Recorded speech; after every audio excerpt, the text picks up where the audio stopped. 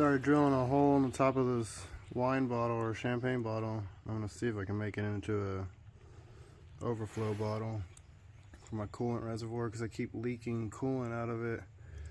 Just still need to go a little bit more.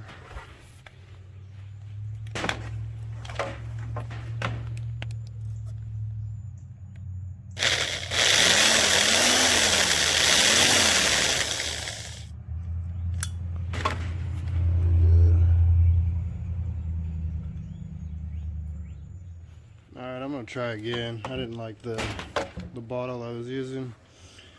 It did not look like it was going to fit. So, try this hot sauce bottle, see what happens.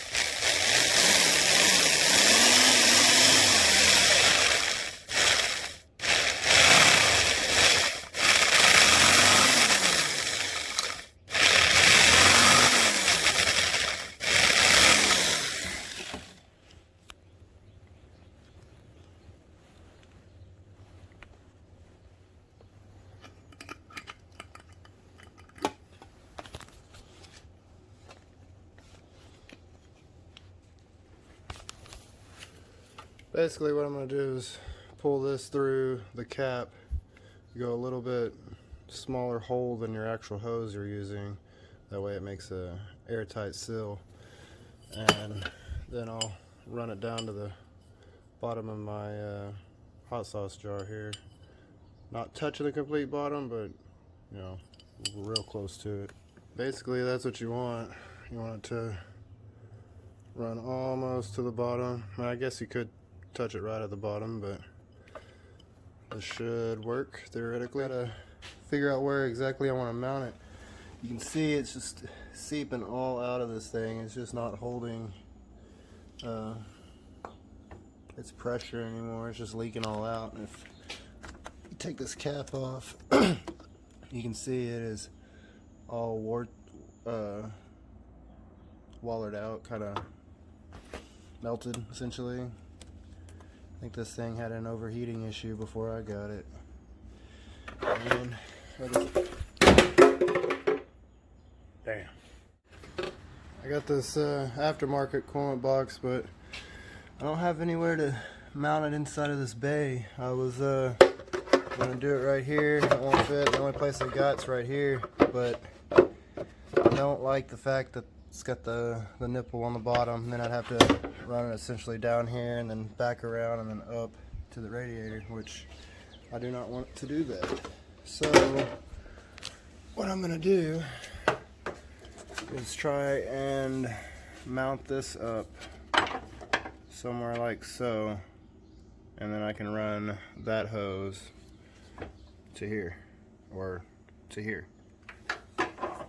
I'll get back in just a second once I figure out where I'm going to put this. I don't know if this really matters, but I feel like this is going to end up cracking from the vibration of the car. So I think what I'm going to do is take one of these sponges, kind of cut a circle out, set it right here, and then kind of just tape this around so it won't create any vibration. I don't know if it really will crack, but I would hate for that to happen, so I'm gonna try this.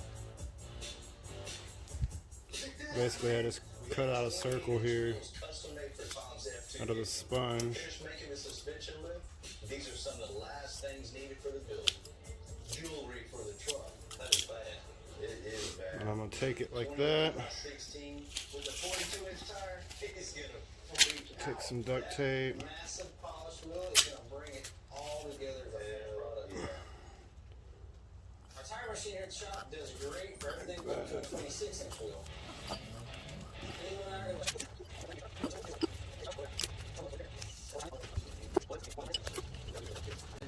There. That should work. Lines up with the speakers, and then leaves us our gap for our lighting. It's going to go around the side and light this puppy up. Look good. What I'm going to do is I'm trying to figure out how to mount this up in here. Right here is a bolt, or a bolt hole that has threads in it. I just took a valve cover bolt like this right here And basically, I'm just gonna screw it into that spot like so, and then I'm going to take my jar or whatever you're using and stick that on there like that, and then use this clamp and clamp it down. But before I do that, I'm worried that the impact of that is gonna mess with it. So what I'm probably gonna do is take another piece of the sponge and put it up like this. And I'll use that as like a cushion in between the glass, like this. Move the camera over a little bit so you can kind of see what I'm talking about here. Basically, stick the sponge like this, and then compress it. And then you can take that. 38-inch wheels with a forged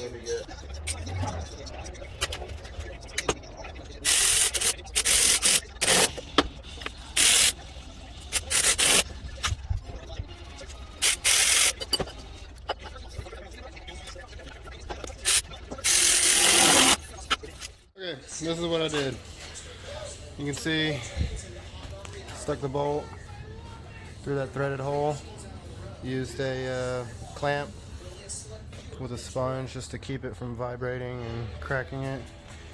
And then I'm gonna run that hose over to here, which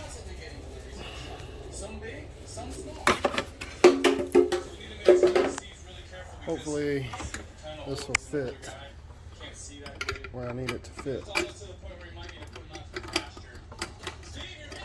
Well, damn it, got that on. Now I'm gonna take this hose and run it directly into here.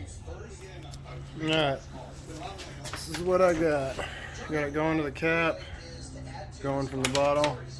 And I think what I'm gonna do, just to keep this out of the way, I think I'm gonna zip tie this right here. This is the way I have it done. A little overall here. But there's my glass bottle. Drilled the hole smaller than the hose. That way it creates an airtight seal. Have it running down to the bottom with a sponge and duct tape on the bottom to hold from vibration to keep it from cracking. I got a sponge on the back side to keep it from cracking the back with it clamped into this bolt into the motor mount. Then I ran this hose, zip tied it to here, to the AC lines, and then I have it running into the actual radiator, which I will remove all this off here in just a second. But this is just going to be a temporary fix until I get my actual overflow bottle in. But we'll see if it works, see if there's any leaks. Moment of truth. Let me get this car started.